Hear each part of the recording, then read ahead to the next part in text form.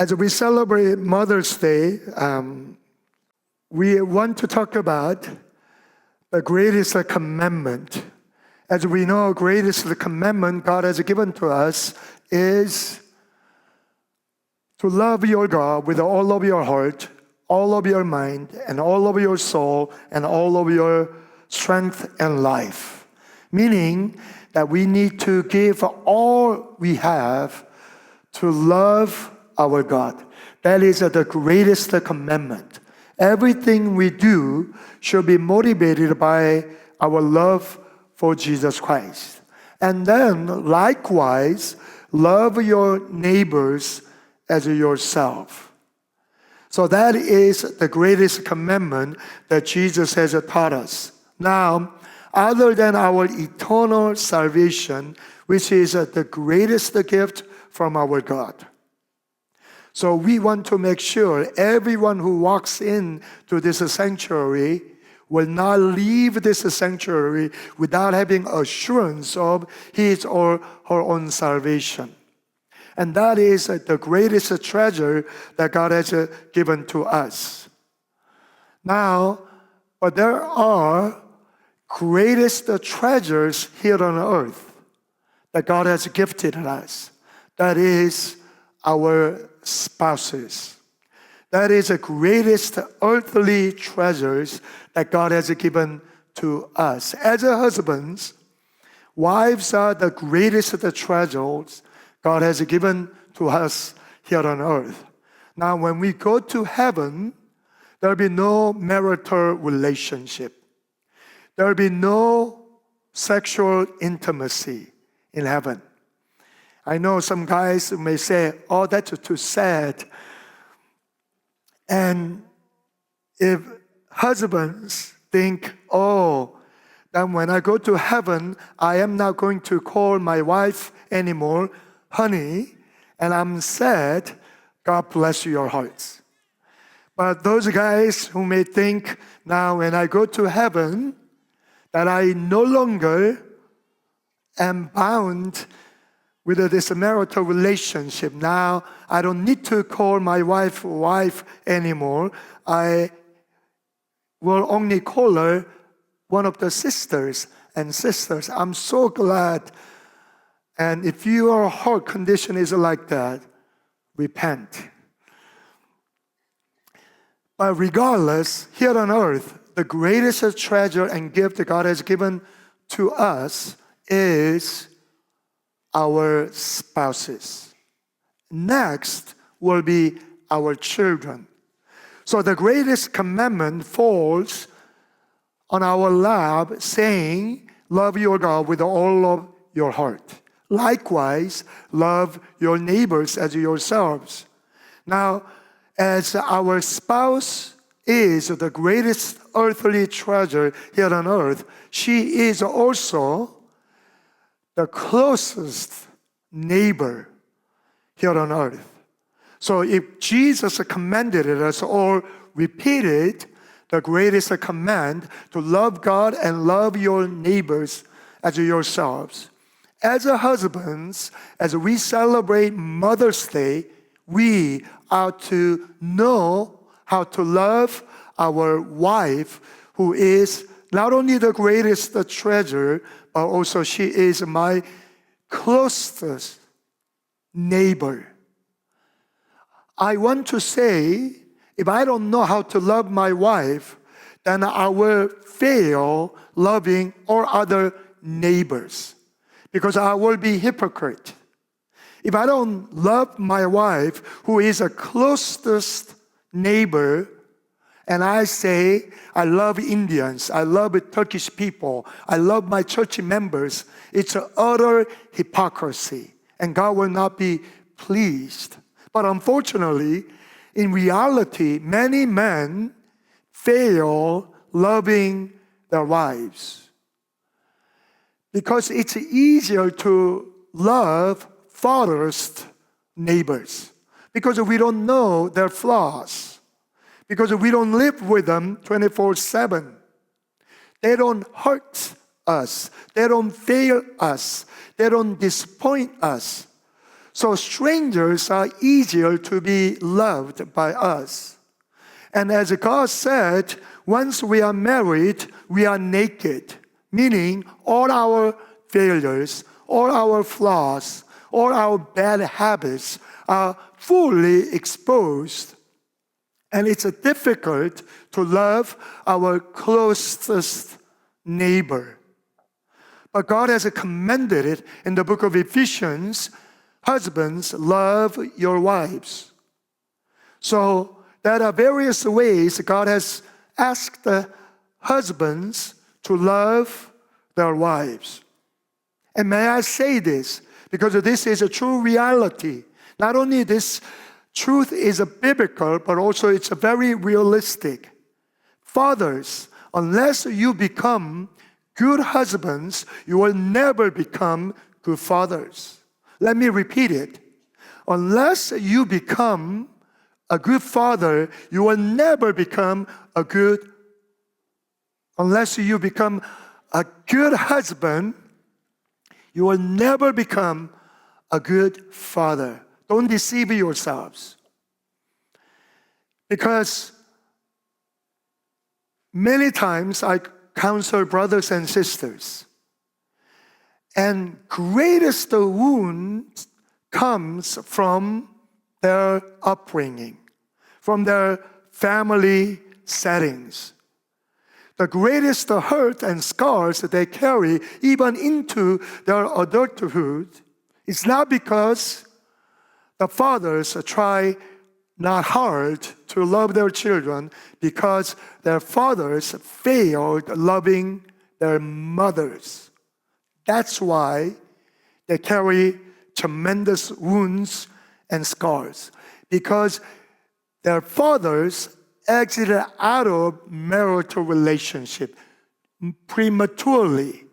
Their fathers give up loving their wives, so the children carry the consequences of the father's or husband's failures, and it can last for life. So men, both married men and men who will be future husbands, remember this for the rest of your life. You must be first good husband who know how to love his wife. Unless you love your wife, you will never ever become a good father. So that's why, as we want to honor our mothers and our wives on this Mother's Sunday, I want to talk about how we as men and we as husbands and fathers, far most that we must love our God, and then we must know and learn continually to love our wives. Because unless we love our wives, we will never become good fathers. So let's turn our Bible to book of Matthew chapter 22, verse 34 through 40. Let us alternate. This is a great commandment recited again by our Lord Jesus Christ. Verse 34, but when the Pharisees heard that he had silenced the Sadducees, they gathered together. Then one of them, a lawyer, asked him a question, testing him and saying, Teacher, which is the great commandment in the law? Jesus said to him, You shall love the Lord your God with all your heart, with all your soul, and with all your mind. And this is the first and great commandment. And the second is like it, You shall love your neighbor as yourself. Verse 40 altogether. On these two commandments hang all the law and the prophets. All the entire Old Testaments, all of them hang upon these two commandments. Love your God and love your neighbors as yourselves. So our life is fully geared towards first loving our God with all we got, and then likewise loving our neighbors as ourselves. Here, God does not command us love yourself because it's given. We are all wired in our own DNA.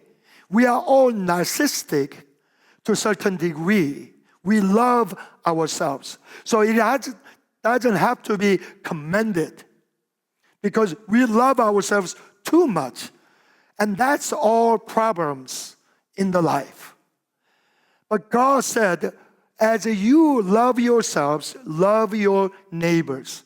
And the closest neighbor for man is our wives. So how do we learn to love our wives? Again, when I was a single, there's a commandment, or in the book of Ephesians, husbands, love your wives. It didn't make sense to me. I was a single for a long time. I was waiting, longing, crying out for my future wife. And I thought to myself, when I find her, I will love her. I will carry her on my shoulder for the rest of my life. This commandment in the book of Ephesians didn't make sense because normally it's all men chasing after a woman, pursues her, wins her heart, gives her gifts, gives her flowers, and so forth. Why does it have to be commended? But once I got married, totally made sense. Because the romantic feeling, erotic love or lust that we have towards our women short-lived. Because once we are married, we see our wives full of flaws, imperfect, making mistakes. Sometimes we see their laziness. Sometimes they rebel against us, disrespect us, despise us, and all that. It becomes so difficult to love our wives. But God commanded us not only to love our closest neighbor, we cannot escape. God commanded us to love your wives. There's only a single commandment in the marriage. Marriage can be very complicated and complex, and it's lifelong. But to husbands, there's only one commandment. So you can improve your communication skill. You can have all kinds of knowledge. You can make billions of dollars. But if you fail loving your wife, God is not pleased, and you cannot establish strong marriage and the family. And your children will end up despising you. I guarantee you, if you don't love your wife, your children will end up hating you. All families, we observe this. I hated my father for a single reason, because he did not love my mother. So you want to be a good father, love the mother of your children, period. So, but it is challenging. All the married men can agree with me. It's not easy. That's why God made it commandment. Now, let's look at book of Genesis, chapter 3, verse 16. Brothers, we memorize John 3:16. God so loved the world, He gave us His only begotten Son. So here comes another 3:16 that we must memorize. Genesis 3:16. This is declaration to women after they fell, both Adam and Eve. God said, to the woman He said, I will greatly multiply your sorrow and your conception. In pain you shall bring forth children. Your desire shall be for your husband, and he shall rule over you. There goes. To the woman, God declared, your desire shall be for your husband. Once your wife marries you, for the rest of her life, her desire will be latched upon you, expecting, longing, desiring, craving your love. Her desire, everything will evolve around her husband. That's how God wired. So that's why if you fail loving your wife, she will be miserable. She will be unhappy. She may become successful career woman, and she may be so faithful in the ministry, but if she's not receiving love from her husband, she's not content, she is not happy. She will be miserable. So we must love our wives. we must love the mothers of our children. And here's in a way, irony. We need to love our wives, but to establish our household as a head of the house, not only we must love her, but also just emotion is not enough. As a man in the house, we must learn to dwell with our wives according to knowledge. So that's why in the 1 Peter chapter 3, verse 7, this is another verse that all husbands must remember for the rest of our lives. Likewise, you husbands, dwell with them according to knowledge. So, in other words, we must learn, we must understand, we must possess knowledge in loving our wives. Because God created man and woman so differently. And unfortunately, as we grow up and go through education system, rarely in schools they teach men or boys how to love their future wives. There's no knowledge, even scarcely inside a church, that we learn as a man how we ought to build our household based upon knowledge, understanding, and wisdom, and learn to love our wives and learn to dwell with them according to knowledge. Because most of the time, by the time a man marries a woman, he's ignorant. He has no clue of how a woman and his wife is so wired differently than he himself. And I share this illustration. Men are simple. Let me flat out and give a comfort to husbands here so that wives are reminded. You know what 2 things man or husband craves for?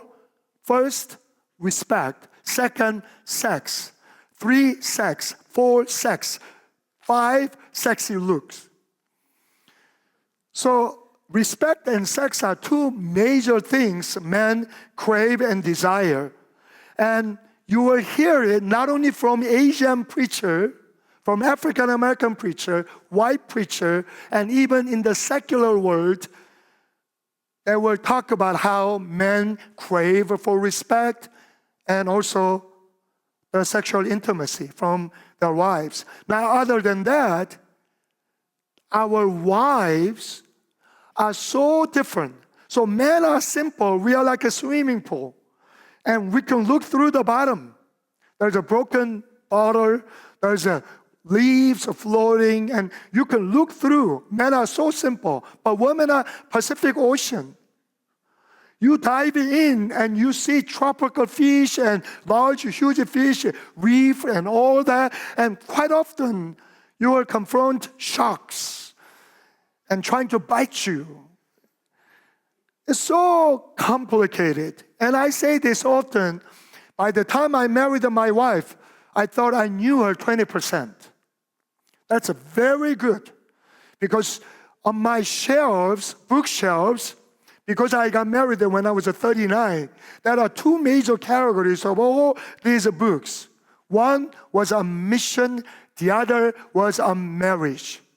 I went to so many marriage seminars, singles seminars. I thought before I was married, I can give a marriage seminar.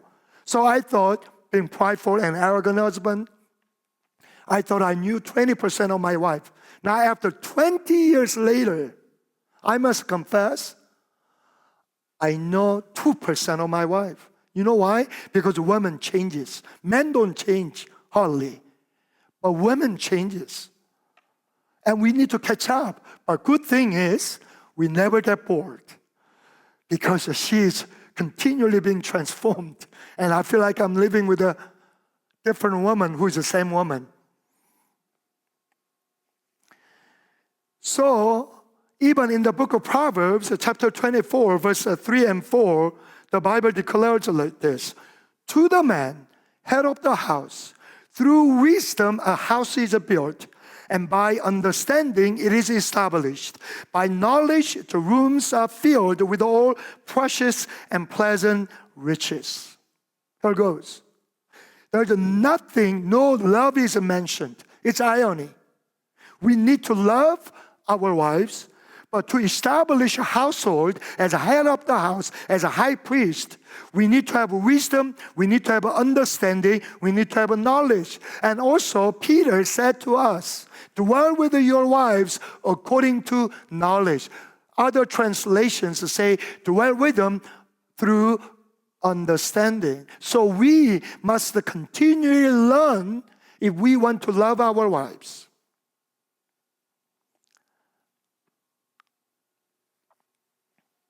Because they are so different creatures. So here goes. There are many different perspectives how we can love our wives. But I want to share this with you. 3 ways. Some of you briefly heard when you came to weddings that I officiated. The woman you are married, there are 3 different women inside of that same body. She is first, princess. Second, she is a mother. Third, she is a girl. 3 women are inside your one wife. So we need to continually learn who she is, how woman feels, woman operates, woman decides, and woman desires, and her needs as well. Because she is, again, the greatest earthly treasure and closest neighbor. And we must continually learn to love her. Dr. Monroe, African-American preacher who is an expert on wife and husband relationship and marriage, he said, gave this illustration. You love your car. Men love their cars. Tesla, sports car, whatever it may be. We invest into a lot of stuff into our loving car. But the car does not run just because of your love. You can kiss your car all you want, but the car will not run unless you put gas in it, or nowadays electricity. Even though you love the car will not run for you unless you put gas.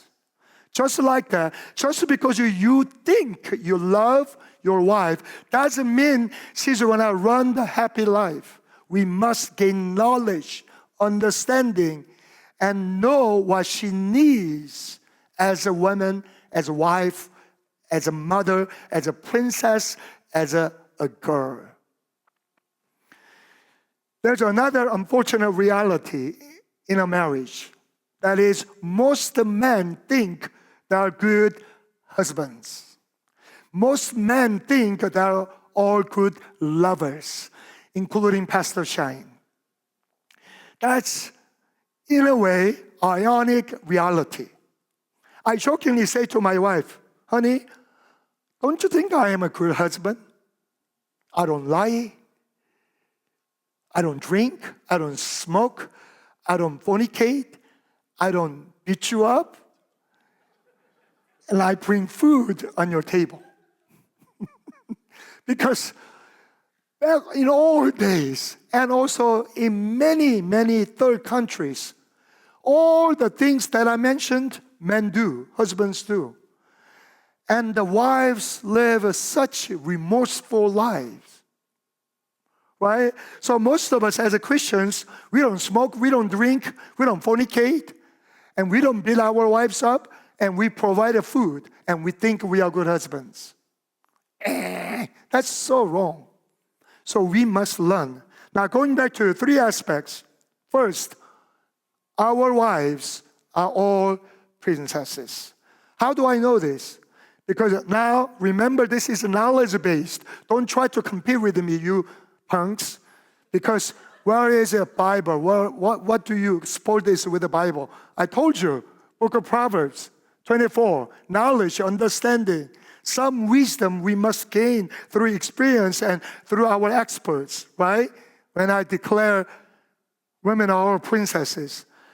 I have 4 children. I am so thankful because God gave us 4 children, 2 boys and 2 girls. I learned a lot. It's beneficial for me to minister God's people. When they're all young, I didn't teach them. All boys wanted to buy weapons, their toys, guns, tanks, and all that. All my girls wanted to buy dolls, princesses. Disney movies, why do they make so much money? Because they understand this concept.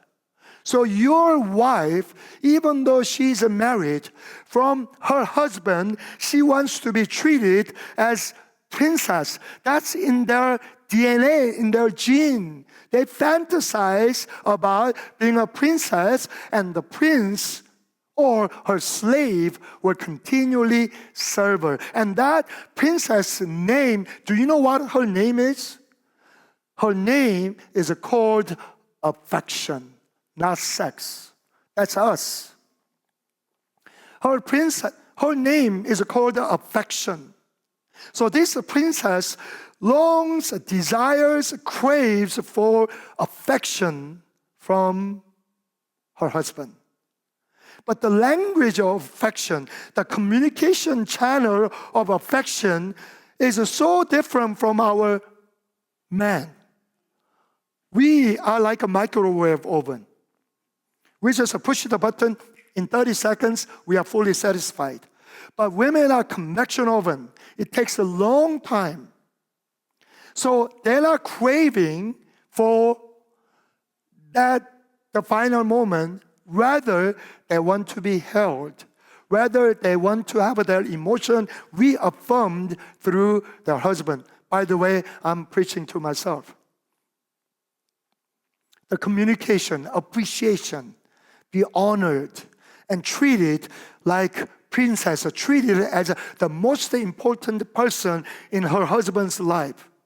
Oftentimes, when the wives feel like they're slaves, that's 100% the husband's fault. She cooks, she does the laundries, and washes the dishes, and changes diapers for the children. And man, with his chauvinistic arrogance, and goes out, as long as I make money and bring the food and pays the bill, I'm okay. With that arrogance, she feels like she's a slave, and occasionally, when he ignores her most of the time, but when his hormone is jumping up and down, and then he tries to grab her at night, and she feels so lonesome. And she feels like a slave. And that's 100% of time husband's fault. You know how many women sobs like that, because they feel like they're slaves. But we need to learn to treat her like a princess. The princess, if she's a princess, I must lower myself, humble myself, that I am her servant. As a servant, we must recognize her needs. And greatest need is affection. In many ways, we need to learn, again, knowledge, understanding, wisdom, and be sensitive what she needs, because her needs throughout the entire marriage changes. Yes, when she doesn't have any child, she may be craving for romantic time the most. But once she becomes a mother, absolutely not. We need to understand her needs. The best way for her to feel loved by her husband when she becomes a mother is for us to focus on loving her children, serving her children, playing with her children, the duties and responsibility that we assume, not bragging about, I work 8 hours or 10 hours, I make millions of dollars, but when I come home, I become her servant and share her responsibility. Then she feels honored, loved. Because we need to understand the psyche of a mother. We have absolutely no idea. You know how? We have absolutely no idea. Because when our wives ask us, honey, I'm going shopping with my friend. For next 3 hours, take care of these infants. We are getting martyred. Because that's not how we are wired. So we need to understand how this princess who has become a mother, that her psychological process, feeling that we must study and know and learn. But oftentimes, unfortunately, arrogant husbands have no desire, willingness to learn because they think they're good husbands already. Like I mentioned to you, my wife's needs have been continually changed. Nowadays, the best way to express my love for her is doing foot massage. This week on Monday, before I went to early morning prayer, normally in the morning, I kiss her on her lips before I went to church for early morning prayer. Guys, I don't French kiss. She hasn't taken a shower. I took it first. And I say, when she is awakened, I kiss her on her lips, say, I love you, and then I go. That morning I kissed on her lips and said, I love you. What can I do for you? Because I had about 20 minutes before early morning prayer. And I immediately regretted because she went like this. So I gave her full massage. Many nights, sometimes some nights I fail. She goes like this. And I give her full massage. I love peanuts. And on my side of bed, on the left, there's often jar of peanuts. And after I give a full massage to my wife, and I grab a peanuts and I eat. And then I remember the Bible verse.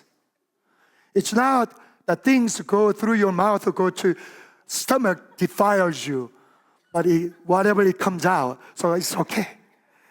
And whatever poisonous thing you drink, you'll be okay. Jesus promised.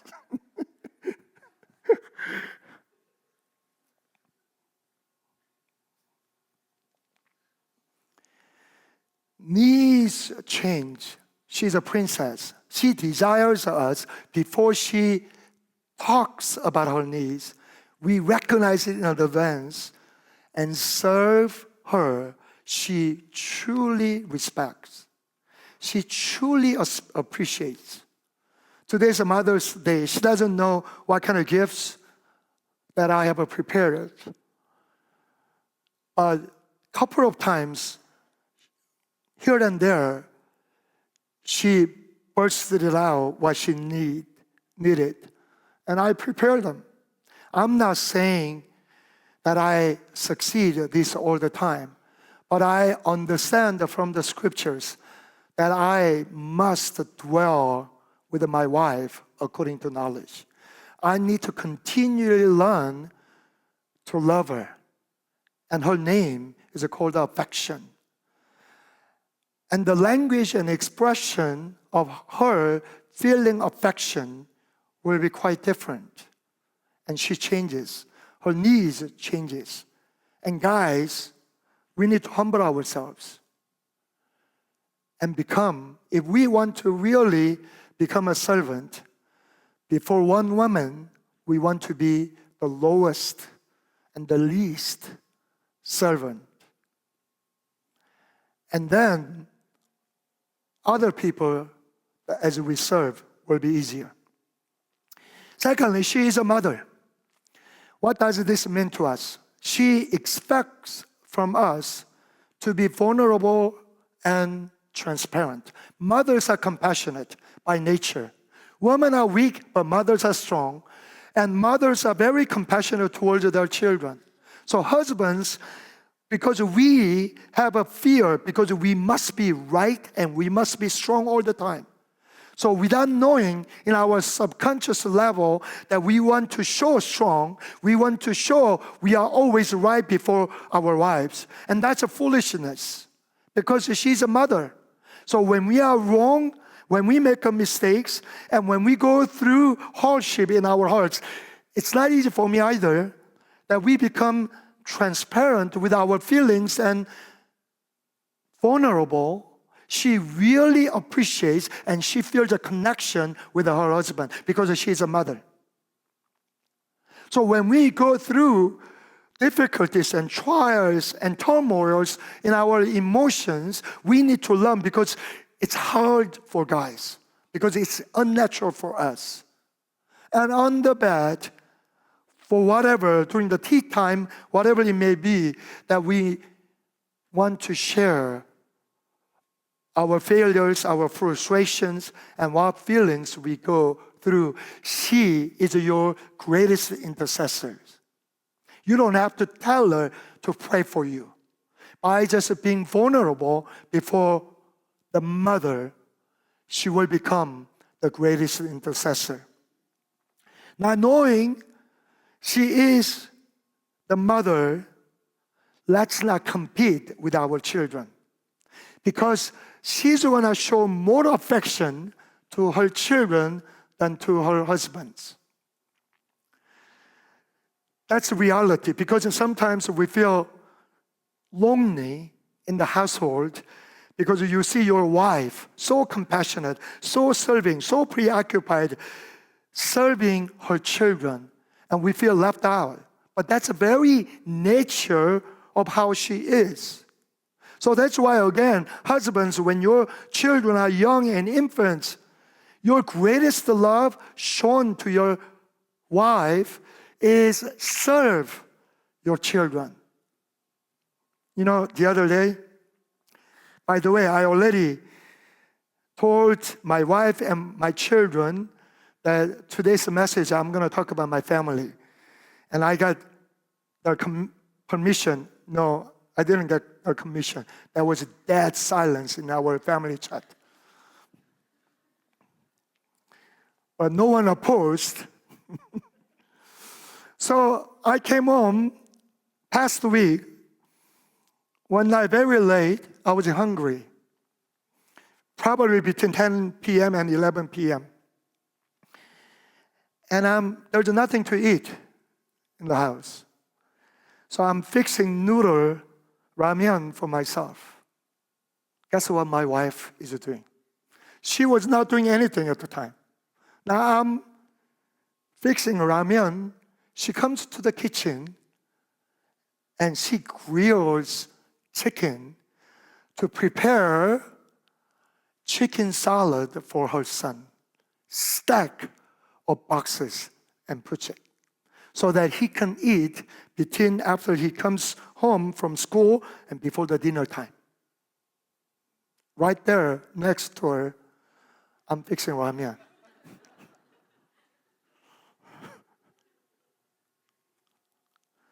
Did I feel jealous? Absolutely. Was I become bitter a little bit? Absolutely. But also I was reminded of motherhood. Here's the thing. She was not doing anything before I arrived home. Why suddenly I'm in the kitchen and cooking ramen, and she comes in and begins to prepare chicken salad for her son? Here's the thing. She enjoys company with her husband in the kitchen, but she's a mother and she's cooking for her son, not husband. Yesterday, we had a house of church leaders meeting. Normally, my wife leaves me alone on Saturdays because she knows how important it is to be alone to prepare a sermon and things like that. But she went to KM at 11 a.m. There was introduction time for Bible B for the students to do. And she's all fired up. During the summertime, all 4 kids, they are obligated to do this Bible B. And she got excited. She couldn't contain herself to talk about this with her husband. And this so important Saturday afternoon, my wife comes, all excited, and talk about Bible verse. And inside of me, sermon. but with a big smile, when is she going to leave? She's not here in this service. So it becomes 2 p.m. and I'm hungry. Honey, can we get some lunch? Oh, she's willing. Thank God. So I'm going to get some lunch boxes for us from the most famous Japanese restaurant in the town, Yoshinoya.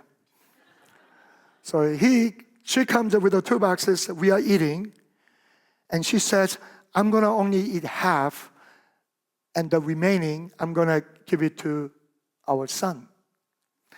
Because one of my daughters and one of my sons, they're in art school during Saturday afternoon.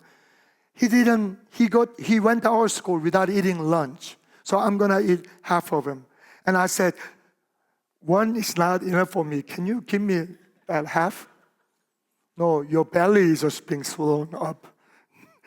I'm sure good enough with the 1 box.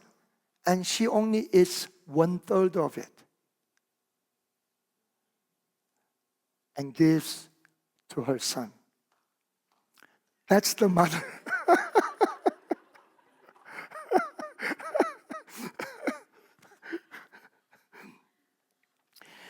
Pastor Han shared the mother's message in the KM as well. He also said, after ministry, late at night, after 11 or so, on Friday night, when his mother was alive and lived together in the family, he comes and he's hungry. Oh, I wish I could have some ramen. And then his mother will stand up, my son needs ramen. So she cooks ramen for him. But Mrs. Han goes, ramen is not good for you. Go to sleep. That's the difference between mom and wife. So husbands, don't get jealous or try to compete with your children, affection from your wife.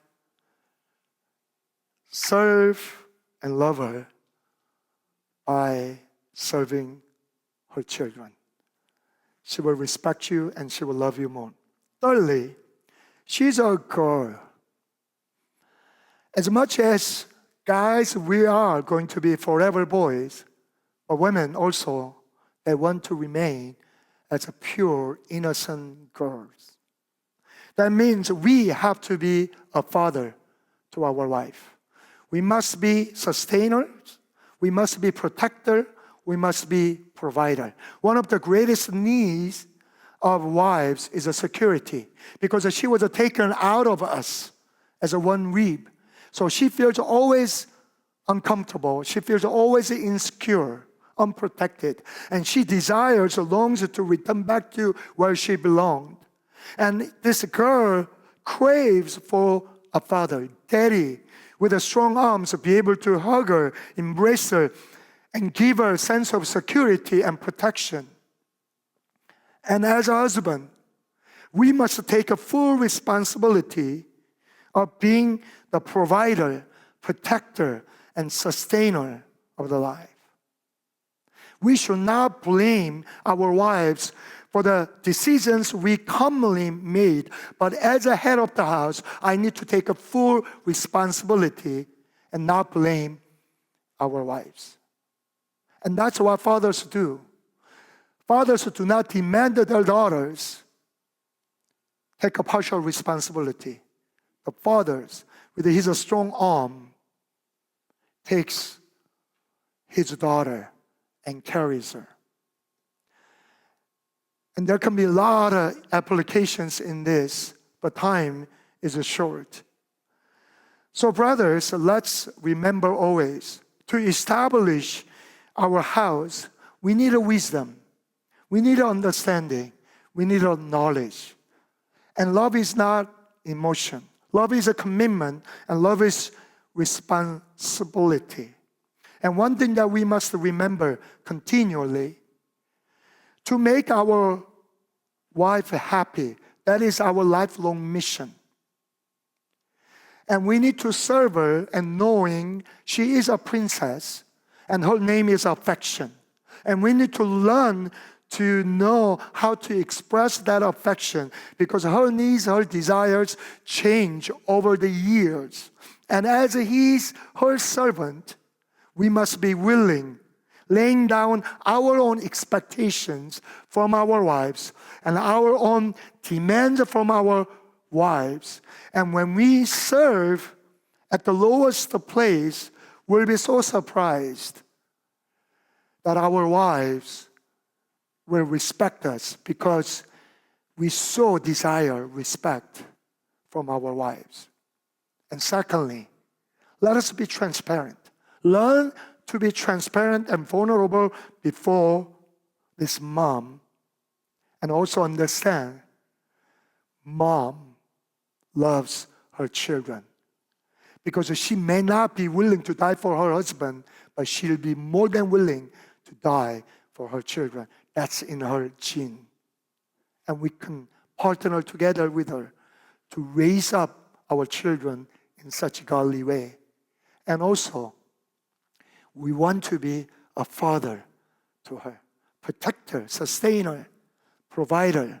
And at the same time, we can play with her, giggle together, laugh together. We honor our mothers. We celebrate our wives. We appreciate you. Even as a man, I have no idea how much of suffering, sacrifices, and commitment, and also silent tears you share for your husband and for your children. But at least we acknowledge that, and we love you dearly and appreciate you. And may God truly bless your heart and honor you and provide all your needs. Let's all stand.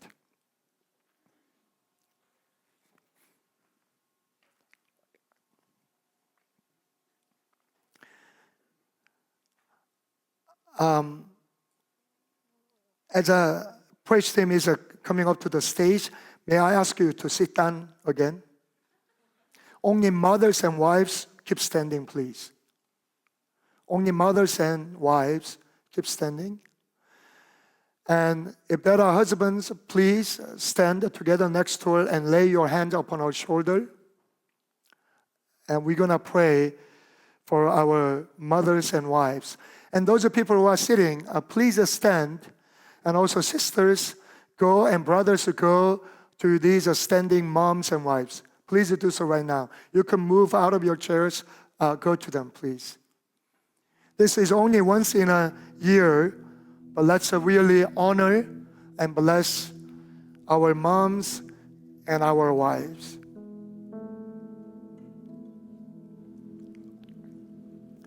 Because she's a princess, one pitfall of women is they don't share the hurts and problem internally, what they go through. It's difficult for them, because that's a woman's pride.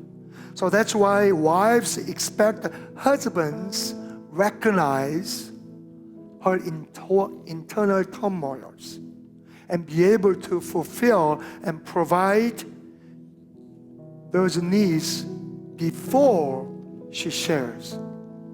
And that's why oftentimes we say to our wives, honey, what's wrong with you? And she will not say, I don't know what's wrong with me. And inside her heart, you tell me, you need to find out. You are my husband. What's wrong with me? And help me to overcome this. So let's pray for our mothers and our wives, that God may truly comfort them. But if you are a husband, let's decide and ask God, truly, Lord, help me to become a better husband. That I know I cannot be a good father unless I become first a good husband. Not only on Mother's Day, Lord, guide me, teach me, give me understanding, knowledge, and wisdom. So let's call the name of Jesus 3 times and pray. 1, 2, 3. Jesus, Jesus, Jesus. God, we thank you so much for these precious women.